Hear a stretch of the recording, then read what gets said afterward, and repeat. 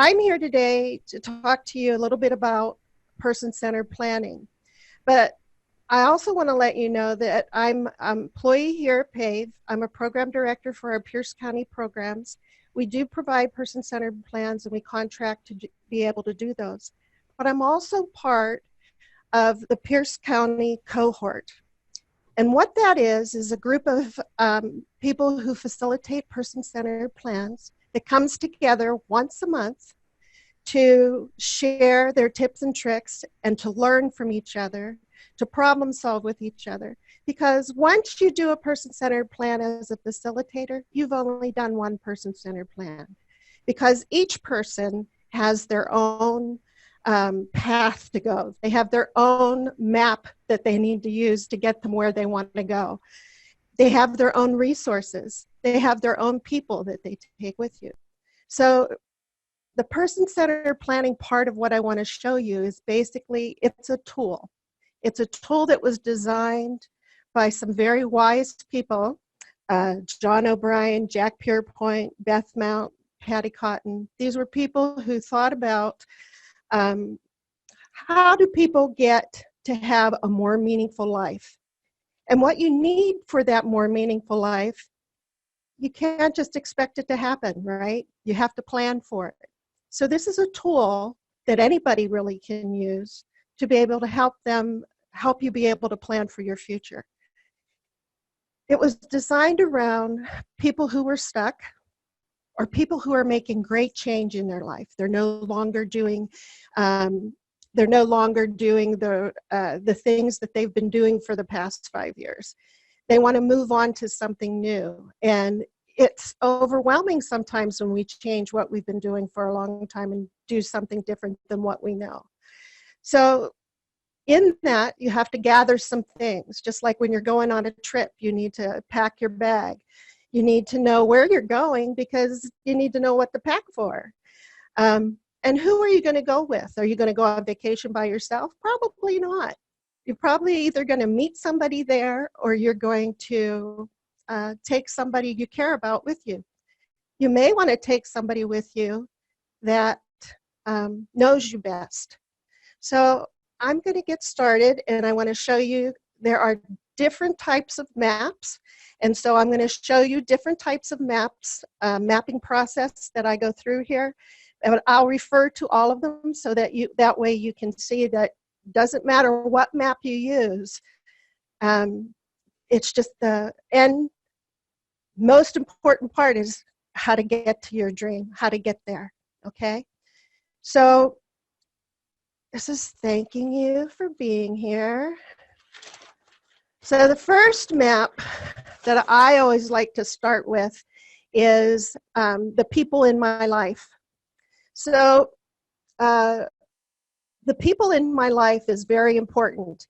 For some people, they have many people in their life, right? And for some people, they maybe just have their family or one other individual. So this map can be used different ways. You can use the map to identify who you already have in your life, maybe people that who are paid to be in your life, and acquaintances that you know from maybe some of the clubs or church or whatever organizations that you are a part of. It's a way to map out that social circle of who those people are that you can ask for help. And they should be people that if you were in trouble, you could ask for help. And they would know, and they would be somebody that would say, yes, I'll help you. It could be a neighbor. You might not expect that maybe the neighbor would say yes, but it never hurts to ask. And by doing this map, it helps you figure out who they are. So does anybody have any questions about the map, about people in my life? Okay, I'll keep going. There's another map that I think's important when you're meeting somebody for the first time. And sometimes when we're changing schools or we're changing jobs or we're changing where we're living, It's good to know who you are, and meeting somebody for the first time or wanting to learn a job for the first time. Who, who are you? Am I a morning person? Am I an evening person? I don't want to get out of bed until it's like 12 o'clock. Or are you somebody that has your day planned out for you, that you like a schedule to help you know what's next, so that you can look forward to what the day is going to bring? So this has to do with people's history. Who am I? And what is my story? What do I bring to this new journey that I'm on? And so, as you see here, here's our circle. Here's my story. So the same information that you would put here would be the same as on the shorter map. Okay. Any questions so far?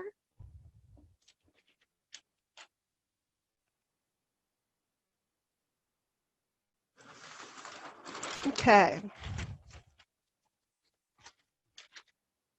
So some of the things in getting to know a person is figuring out, excuse me, frog in my throat, is figuring out what you like and what you don't like.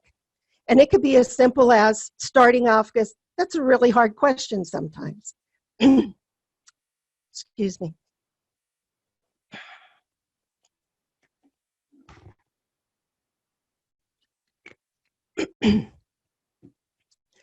So sometimes it's really hard to get to know a person what they like and what they don't like. But it's a really nice way to help people to work into doing a person-centered plan. It's really hard to talk about yourself. And sometimes when people are asking you questions, and this process tends to do, we'll be asking more of the questions from the individual. It's really important that we get as most information from that individual as possible. So helping them feel as comfortable as possible could be where you meet, the people that you have in the room. It's very important that this process, that the person can own it when they're done. And so it's important that we think about all of the things that make this person. And if you're trying to figure out what kind of job, if you're working with this person, if you're trying to figure out what kind of job this person would do best, it's good to know all of this information. So one of the things that I think is important when you think about likes and dislikes, it's easy for you to tell me what your favorite food is. It's easy to tell me what's your favorite color. It's easy to start out with small questions that help you understand more about the person, and it's easier for them to answer because that's not something I have to think hard about. And it's important to know what the person doesn't like. You know, when I think of these, I get a lot of pizza. People tell me they like pizza. Some people like schedules. Some people put that there. Some people say they don't like being bullied. They don't like loud noises. And figuring out who that person is and what works for them and what doesn't work for them. So that goes to my next map that I do. Because it's not just about likes and dislikes. It's also about what works and doesn't work for that person. So say that person, what would work for that person? So the best way I can do this, I've been doing person-centered planning all my life, and one of the things that I've utilized this on was my son. My son's 32 now, but when I think about him, about what works and what doesn't work for him, when he was training to do a job, he was asked to do outside work if he would do gardening and doing things like that. And that was something that wasn't going to work for Kyle. If he was somebody that if he was working outside, he's afraid of birds. So if a bird would fly over his head, it would scare him and he would do fight or flight. He'd take off. So that would not work for him. But what would work for him is having a routine. What would work is that it would be inside, and he has a clear start and a finish to his job. So teachers use this a lot for students that are in their class. For some people, they get frustrated about things, and so they show behaviors because they're frustrated. So talking to that person and say, well, what would work when you've become frustrated? What would help calm you down? And they can give you an answer. Give me 5 minutes to alone time so that I can calm down. So this is to me, these are very important maps. They can come out in things that you need on this other map here. And part of your story of who you are, what you like and what you don't like. Okay, is there any questions so far? Okay, I'll keep going. Not at this time. Thank you so much. Not at this time. Okay, I'll keep going. The next map I want to talk to you about is gifts and talents.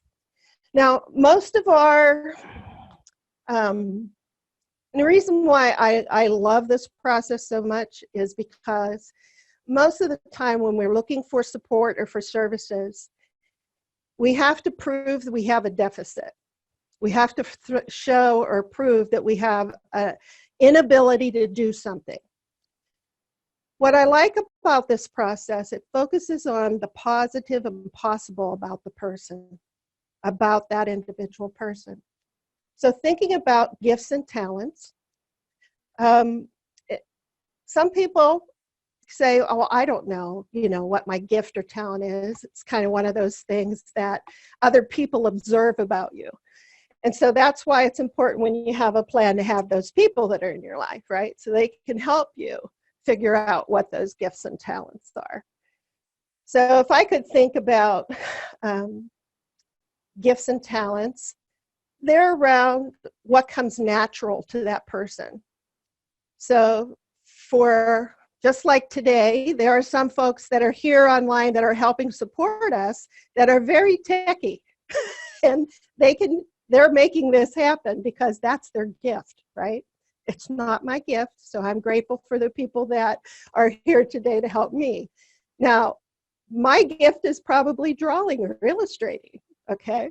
So thinking about those things that works for that person has a gift or a talent for. Some people are outgoing and very social, and some people are introverts. And that putting them on the spot is not something that would help them be able to participate too. So, so that's gifts and talents. I have a question. Sure.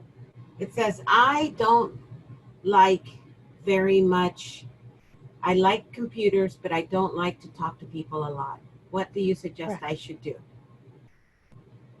Oh. What kind of jobs do you think I could do? Well, there's a lot of jobs that you could do, because if you like computers, there are people who do data entry.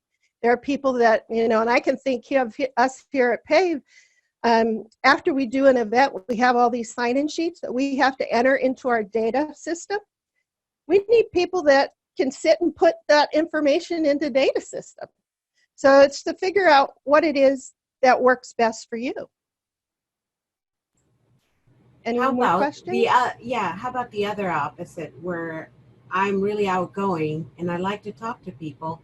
How do I find ways to practice talking to more people and feeling more comfortable? Okay.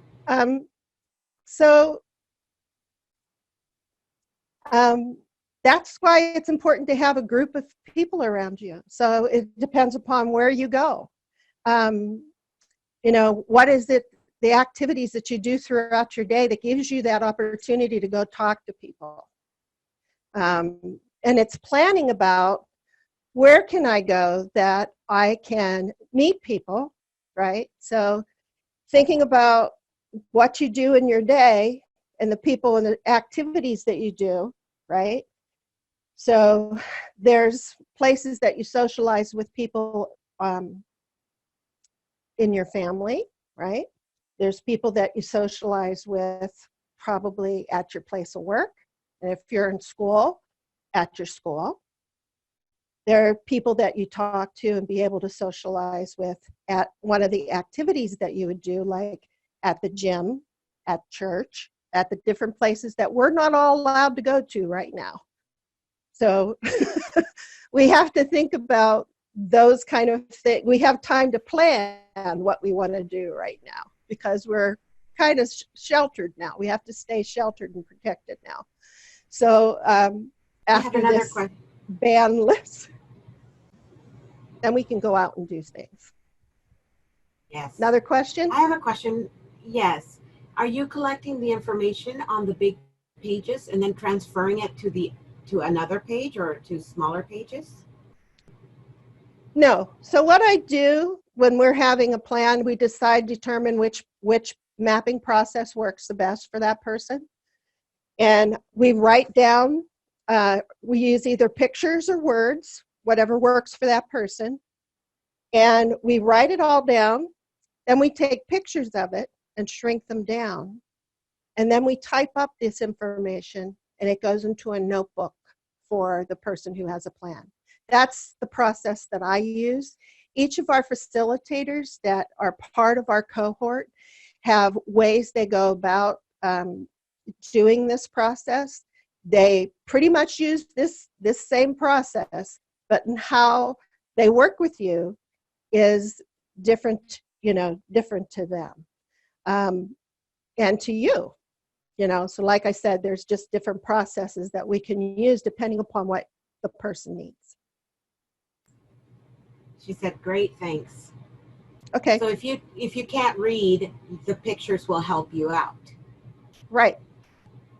Yeah, if you can't read, the pictures will help.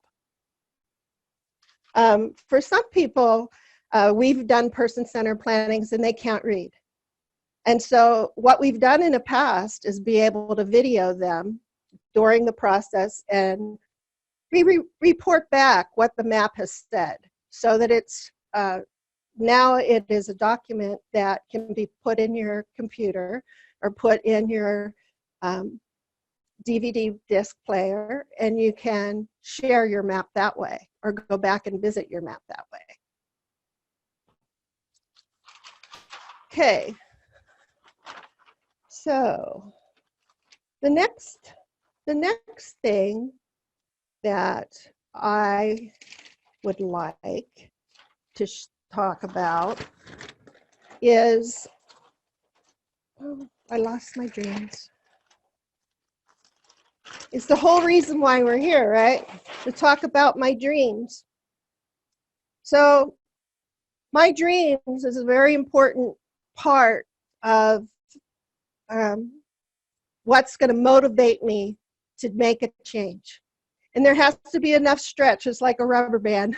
Has to be enough stretch to help you stretch to see where is the change going to take me.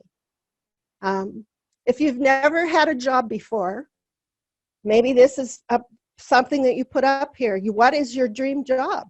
What is it that you would like to work at? And looking at your adult life as you move forward, where would you want to live? How are you going to get back and forth to work? What activities are you going to do for fun? Do you want to go on vacation? Those are all important things, right? So thinking about what your dream is, it could be your vacation, it could be where you live. There's usually more than one thing that you dream about. Some people dream about the relationships that they want to have in their life. So whatever that dream looks like for you. But in thinking about dreams, you need to think about what you really don't want to have happen and what your nightmare would be. So for my son, his nightmare would have been getting a job that was working outside or in a bird sanctuary because he's afraid of birds. That would have been his nightmare. And I think the other thing that a lot of people think about what a nightmare is being alone, because people are the most important thing that you can have around you. They're the people that keep you safe. They're your friends. They're somebody to talk to. So thinking about the dream, you also got to think about a nightmare. And then there's one more map that I wanted to share with you. And it's about what I need. So when you think about your story, what you're good at, my gifts, my talents, and what my dream is and what I don't want to have happen, we need to talk about what you need to make your dream happen, to stay away from that nightmare. So I need, for that to get a job, I need transportation. Okay? Now, what kind of transportation? How do you think you're going to get there? People are pretty honest and people are pretty matter of fact. You know, I haven't seen dreams that weren't very practical and down to earth, just like you and I all dream. We all have that dream if we hit the lottery, right? It's also a way of helping us think out of our comfort zone, helping to think about something that's out there to help stretch myself. But what do I need? So I'll need some instruction on how to ride a bus or drive a car, right? I'll need a car if I'm going to learn to drive. Or maybe I need an app on my phone that'll help me know when the next bus comes or how to ride the bus. Maybe I need to take a training to learn how to ride a bus. All of those things are important about what you need. Other dream maps, when I think about thinking about my dream, it doesn't have to be a dream that's way out, 4 or 5 years.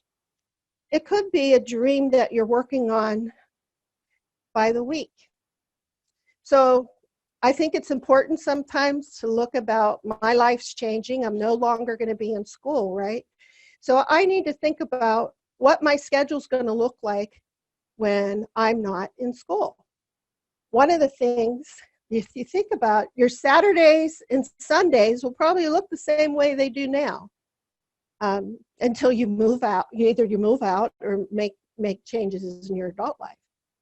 But your Monday through Friday is going to change because you usually get up and go to school. For you to get up and go to school, you probably shower and eat breakfast and get yourself together, have to be at the bus stop at a certain time or the bus comes to pick you up. So Monday through Friday, you were picked up by the bus, let's say, at 7:30, right? And this whole time, until probably about 2 o'clock, you're at school, right? So when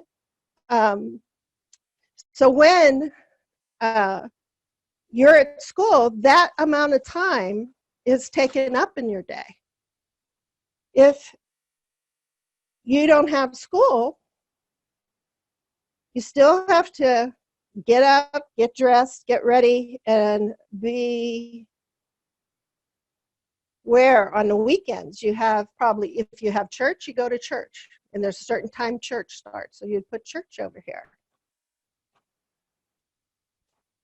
But if you don't have school, how much time will you be working? And if you don't have a job, are you going to spend time looking for a job? And how much time do you want to do that? Maybe on Monday, they have a movie night that they play old movies at the theater, at our local theater. And that might be something you want to do. You may want to go to the theater, right? If you're able to go out, or if you do have a job, what time of the week or time of the day would be a good job for you? If you're not a person that gets up in the morning early, maybe having a job that works from 12 to 5, or working at second shift, as they say, or how many hours do you want to work a day? How many hours do you need to help you make your dream come true, to reach your goal in your dream? So is there any questions? Would I be able to put in my schedule of everything, even when I want to play games or when I do video games, for example? Sure. And your parents or your people that you may think, if I want to play video games, I have to do maybe my work first, and then this is the time I have left over to play video games. Any other questions? You can even put in your time that you want to exercise. But also thinking about your personal care. How long does it take you to get showered in the morning and dressed to be out the door? Making sure that you get up at the right time so that you can make all that happen. Any other questions? Not yet. Okay. So we're going to do a little bit of planning with my friend Brandon. He's online. Is Brandon there? Hey, can you hear me? Yeah, there you are. Perfect. So Brennan, we're just going to go through this a little bit just so to help people understand a little bit about the process. And I'm just going to use this short little map. Sure. And so we're just going to touch on each one of these things a little bit so that'll help them be able to see what the process is like a little bit. Got it. Okay, so Brendan, who are the people in your life? What's your favorite color? What's my favorite color? I really like gray. Gray? Gray, yeah. Okay. Can I use black? Sure, Would that be okay? works for me. Okay. All right. So, Brennan, who are the people that you have in your life that you trust? Well, I have a really close-knit family. So I have my mom and my dad, and I have 2 siblings, which are my brother and my sister.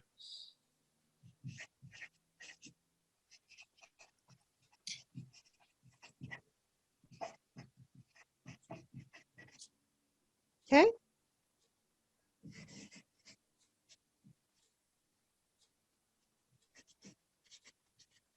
Okay.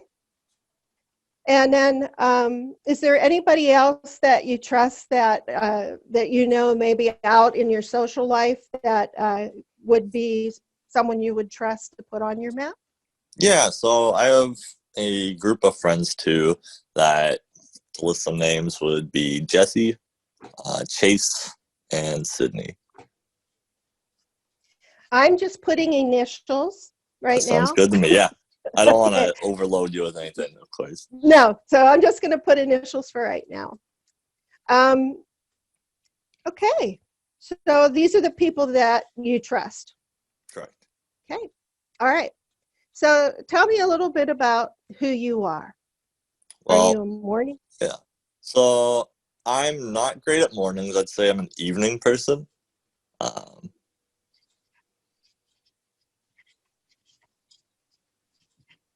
Okay. I have I guess an important part for me is I had a heart transplant. So. Okay.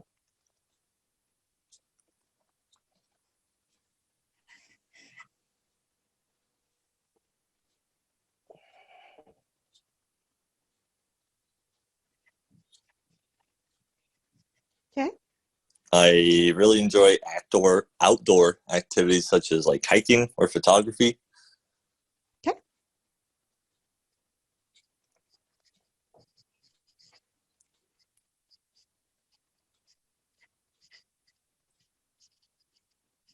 Okay.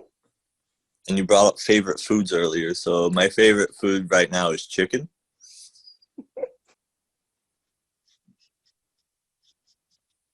Is there a special way that you like it? I don't know. I just catch myself eating it a lot. So Okay. I don't know if I have a So favorite different way. kinds, any kind of chicken will Yeah, work. variety Okay, with it okay. is good. Okay. All right. I'm going to put all chicken Yeah. dishes. Okay. Okay. All right. So that gives us a little bit of about who Brennan is, right? So, so then what we would do is we would go to, what dreams do you have, Brennan? So I would like to be a public speaker in the future.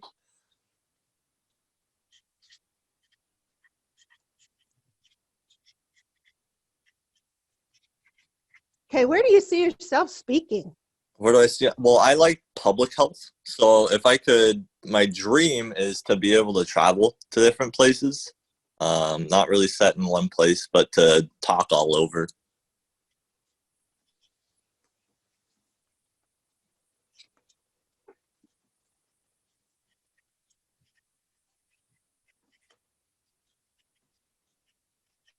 Okay. All right. That's a good dream. Hmm. So do you see yourself having a home base, a place Yeah, to of course. live? I'd like to settle in Washington still. I like Washington. Um, and I don't need anything too big. Just I do want a house though, instead of like renting or an apartment. Okay.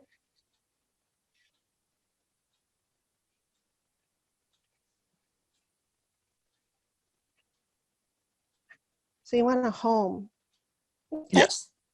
Okay. Okay. So that gives us a little bit about that. Um, and so we would get more detail out of Brandon, but I'm just wanting to touch on these so you understand the process. So what would be the worst thing that could happen that would prevent you from reaching your dream? Well, I have a weakened immune system, so getting sick would be a really big issue for me. Okay.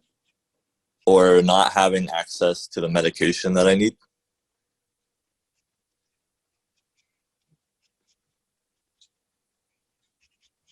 Okay. Okay. That would prevent anything from happening. Okay. All right. So what are you good at? What's your I strength? like to think I'm a really good communicator.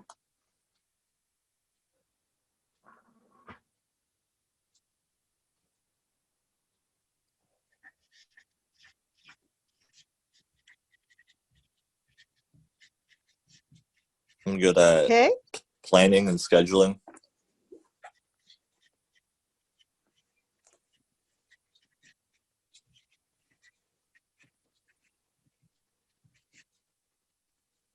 Okay. I'm empathetic.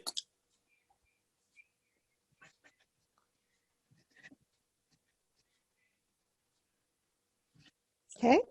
And I'd say I'm a good problem solver.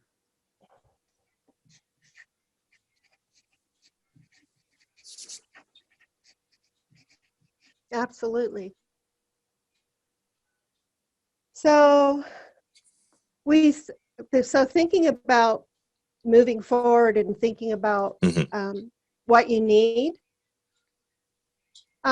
it's like here from just things that you need to stay away from your nightmare, right?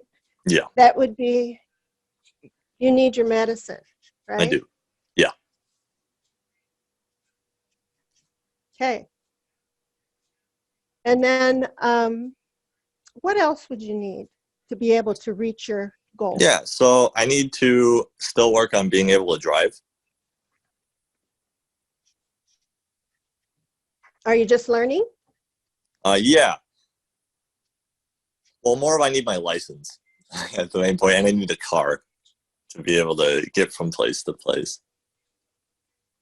Okay.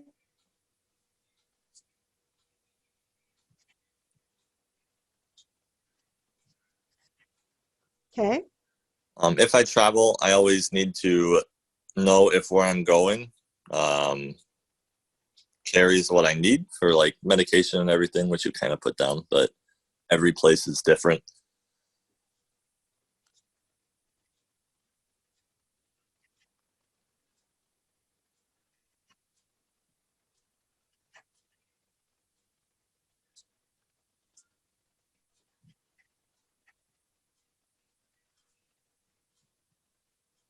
Okay. Is there any people that you'd like to go with you? Or that you I think it's kind of situational. Sometimes I'm just getting more independence on my own. So I'm kind of enjoying that at the moment, but I always like going with a friend or a family member too. okay.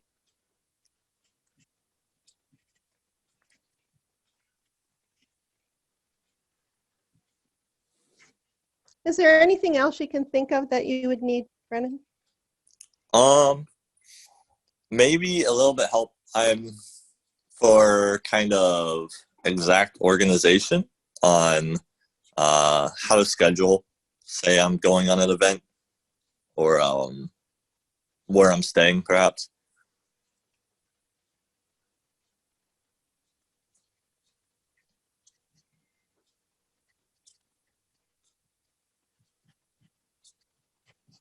Okay, great. So one of the maps that we didn't talk about that earlier that we do have here is action steps. So now that we have all this information about the person, right? So so thinking about it, we plan it this way. What's the activity first? What needs to happen to work towards this goal? So to be a public speaker, what do you think needs to happen? Well, I need to connect with jobs and other people that could help me make connections for speaking events.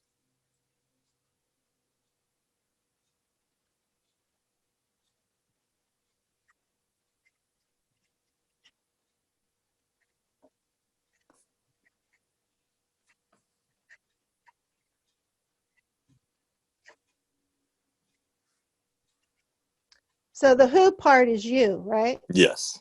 Okay.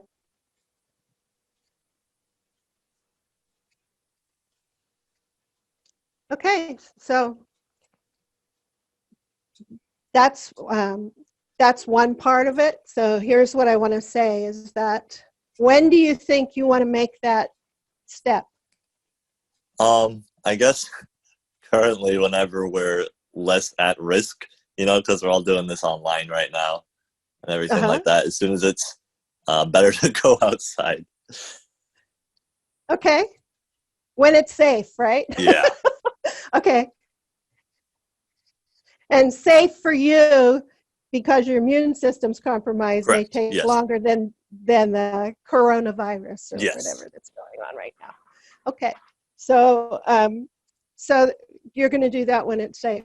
Well, I think that this gave us thank you, Brennan, for helping me. Yeah, thank you. And I think that this helped us get to helping people understand what person-centered planning is.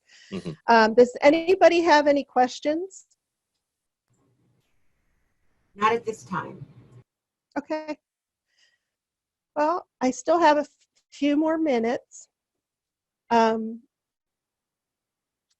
And I want to thank you all for thinking about the cohort. It meets the first Wednesday of the month. We usually meet at the library, but because of the coronavirus right now, it's going to be offered online. So if you want to be a part of our cohort, you would need to call the Pave helpline, and they will be able to forward your information to me, and I can forward it on to our other cohort members so that you can get on our list. Our first meeting that we're going to be having is April 1st. And all of it will be online since we're all being in shelter for safety right now. And so I want to thank you for that. So you can also look on the wapave.org Tools for Success website, and there will be additional information that you may get from this presentation there. And I thank you for visiting with me today, and I'm hoping that you have a better understanding of a person-centered plan, and that the plan is a good plan if it works for you. And don't do it by yourself. Get people in your life that will help you and coach you along and say, you can do it. I think that's an important part of planning for the future. Brennan, do you have anything you'd like to say? For the planning process or just for closing statements? Yeah, closing statements. Well, I know from my experience of doing person-centered planning, not always, but at times it can kind of seem overwhelming because there's a lot of information up on the board that we're trying to get, but our whole point is to kind of just talk to you and get to know you a bit. So we'll just do our best to accommodate around whoever's doing the plan to make it nice and easy for them as well. Okay, thank you. Well, looks like any other questions or statements? Not at this time. Okay, well, thank you very much for joining us. That concludes my presentation. Thank you, everyone.